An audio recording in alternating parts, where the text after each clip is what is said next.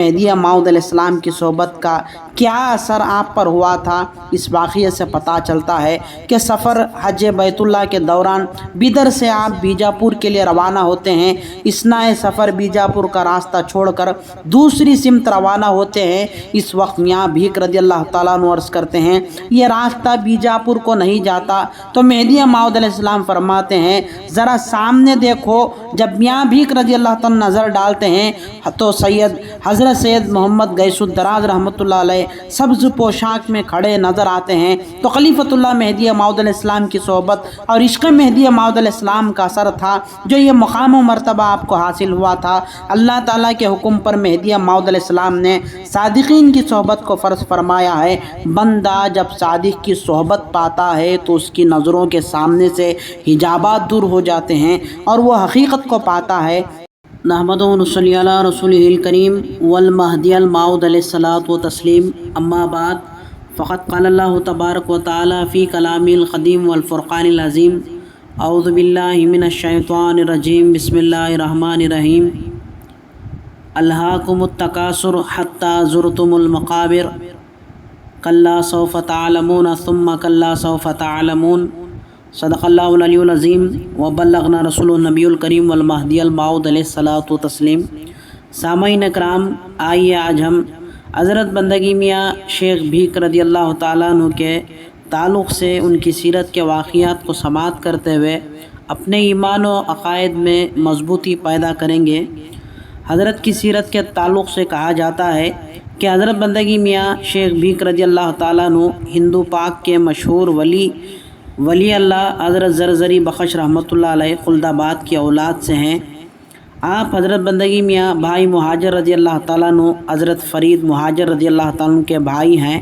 جیون پور میں ہی آپ مہدی موعود علیہ السلام کی قابلیت اور علم سے متاثر ہو کر معتقد ہو گئے اور ساتھ رہنے لگے اور وہیں سے مہدی موعود علیہ السلام کے ساتھ ہجرت فرماتے ہیں۔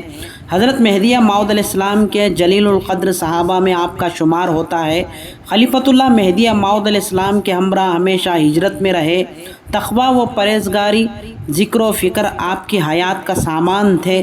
مہدی موعود علیہ السلام کی صحبت مبارکہ میں عبادت و ریاضت میں مصروف رہا کرتے تھے، تو مہدی موعود علیہ السلام کی نظر مبارک جو 1000 سال کی مقبولہ عبادت سے بہتر ہے، یہ نظر کئی ایک مرتبہ آپ پر پڑی جس کی وجہ سے آپ کی روحانی زندگی میں انقلاب آ گیا۔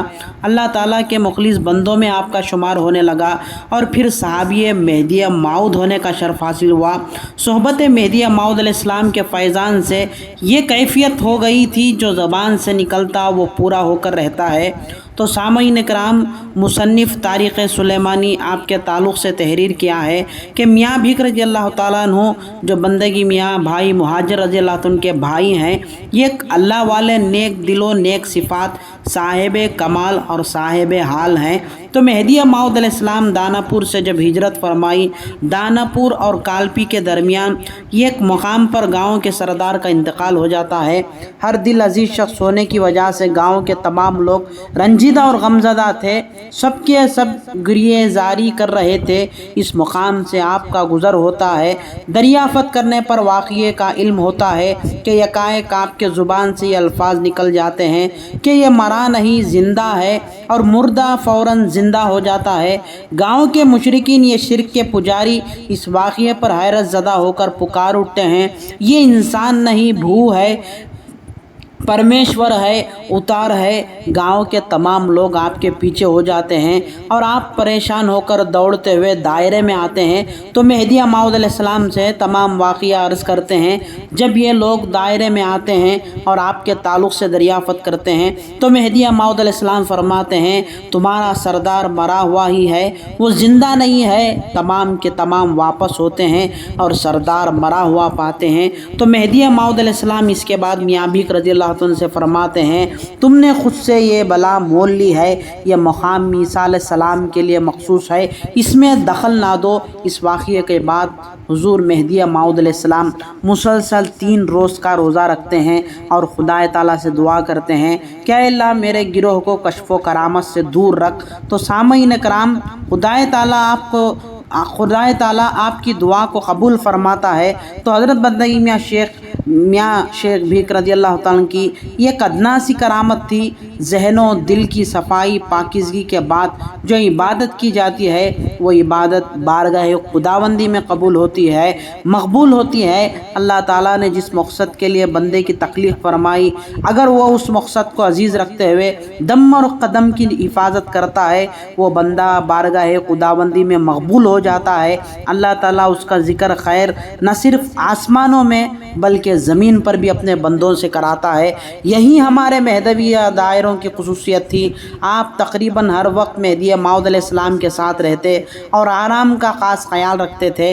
ہجرت میں قندھار کے سفر کے دوران ایک ملا مہدی موعود علیہ السلام سے بے تکے سوالات کر کے بار بار حجت کر رہا تھا، تو مہدی موعود علیہ السلام کے سمجھانے کے باوجود بحث کر رہا تھا۔ اس وقت میاں بھیک رضی اللہ تعالیٰ سے صبر نہ ہوا۔ وہ اور خلیفۃ اللہ مہدی موعود علیہ السلام کے حضور عرض کرتے ہیں، آپ کس بے مغز سے سر کھپا رہے ہیں؟ مہدی موعود علیہ السلام فرماتے ہیں، میاں بھیک، اللہ تعالیٰ نے بندے کو اس کام کے لیے بھیجا ہے، تم کو کیوں حرج ہو رہا ہے؟ تو مہدی موعود علیہ السلام کا کتنا خیال آپ رکھتے تھے اس واقعے سے ظاہر ہوتا ہے۔ دعوت دین اور تبلیغ دین آسان کام نہیں ہے۔ اس فریضے کی ادائی کے لیے ہر مومن کو ایثار و قربانی، صبر و استقامت کا مظاہرہ کرنا پڑتا ہے۔ کون کب کن حالات میں کس نظریے کے ساتھ کس غرض سے آتا ہے، اس کیفیت کو جان کر تفصیلات سے آگاہ کرنا پڑتا ہے۔ تو مہدی موعود علیہ السلام کی صحبت کا کیا اثر آپ پر ہوا تھا، اس واقعے سے پتہ چلتا ہے کہ سفر حج بیت اللہ کے دوران بیدر سے آپ بیجاپور کے لیے روانہ ہوتے ہیں۔ اثناء سفر بیجاپور کا راستہ چھوڑ کر دوسری سمت روانہ ہوتے ہیں۔ اس وقت میاں بھیک رضی اللہ تعالیٰ عنہ عرض کرتے ہیں، یہ راستہ بیجاپور کو نہیں جاتا۔ تو مہدی موعود علیہ السلام فرماتے ہیں، ذرا سامنے دیکھو۔ جب میاں بھیک رضی اللہ تعالیٰ نظر ڈالتے ہیں تو حضرت سید محمد گیس الدراز رحمۃ اللہ علیہ سبز پوشاک میں کھڑے نظر آتے ہیں۔ تو خلیفۃ اللہ مہدی موعود علیہ السلام کی صحبت اور عشق مہدی موعود علیہ السلام کا اثر تھا جو یہ مقام و مرتبہ آپ کو حاصل ہوا تھا۔ اللہ تعالیٰ کے حکم پر مہدی موعود علیہ السلام نے صادقین کی صحبت کو فرض فرمایا ہے۔ بندہ جب صادق کی صحبت پاتا ہے تو اس کی نظروں کے سامنے سے حجابات دور ہو جاتے ہیں اور وہ حقیقت کو پاتا ہے، حق آشنائی نصیب ہوتی ہے۔ یہ بھی ایک بڑا انعام و اکرام ہے جو طالب کو عطا ہوتا ہے۔ اس منزل پر اس کو ٹھہرنا نہیں بلکہ آگے بڑھنا ہے، کیونکہ یہ تعلیم خاتم ولایت محمدیہ ہے۔ تجلی روح ایک مقام ہے میدان سلوک و معرفت میں، عرفانی تعلیم میں ایک بڑا مقام ہے۔ اس میں نہایت احتیاط، صبر و تحمل کی سخت ضرورت ہے۔ فضل خداوندی سے حضرت میاں بھیک رضی اللہ تعالیٰ عنہ کو یہ مقام حاصل تھا، تو مہدی موعود علیہ السلام کے دور حیات ہی میں یہ ایک بار حالت بے خودی میں ہما حق اوست دہرا رہے تھے۔ تو مہدی موعود علیہ السلام یہ سننے کے بعد میاں بھیک رضی اللہ تعالیٰ سے فرماتے ہیں، دیکھتے بھی ہو یا صرف کہتے ہو؟ آپ جواب میں فرماتے ہیں، ہما اوست۔ تو مہدی موعود علیہ السلام جواب سننے کے بعد ارشاد فرماتے ہیں، بلے حق است مگر دانستن ایمان گفتن کفر است۔ آپ رضی اللہ تعالیٰ عنہ مہدی موعود علیہ السلام کی رحلت تک ساتھ رہے، یعنی صحبت مہدی موعود میں 23 سال رہتے ہیں۔ اس عظیم عرصے میں آپ رضی اللہ تعالیٰ نے کیا کیا نہ پایا ہوگا۔ فرا مبارک سے حضرت بندگی میاں سید محمود ثانی مہدی رضی اللہ تعالیٰ کے ساتھ ہندوستان واپس آتے ہیں، تو حضرت ثانی مہدی رضی اللہ تعالیٰ کی صحبت میں رہتے ہیں۔ 4 رمضان 918 ہجری میں حضرت ثانی مہدی رضی اللہ تعالیٰ کی رحلت کے بعد بھیلوٹ سے روانہ ہوتے ہیں۔ حضرت بندگی میاں بھائی مہاجر رضی اللہ تعالیٰ کے ساتھ دساڑا آ کر قیام دائرہ قائم کرتے ہیں اور بھائی کے ساتھ رہتے ہیں۔ دونوں بھائیوں کے اخلاق و کردار، عبادت اور ریاضت سے دساڑا کی ساری آبادی مہدوی ہو جاتی ہے۔ غرض یہ بزرگ ترین شخصیت 19 رجب کو اس فانی دنیا سے کوچ کرتی ہے۔ پرانڈا عثمان آباد میں آپ کا روزہ مبارک ہے۔ بحریام عرس کے موقع پر ہزاروں عقیدت مندان شریک ہو کر فیض پاتے ہیں۔ آپ کے روزے کی شان ہی نرالی ہے، زائرین کو ذہنی و سکون و اطمینان قلب حاصل ہوتا ہے۔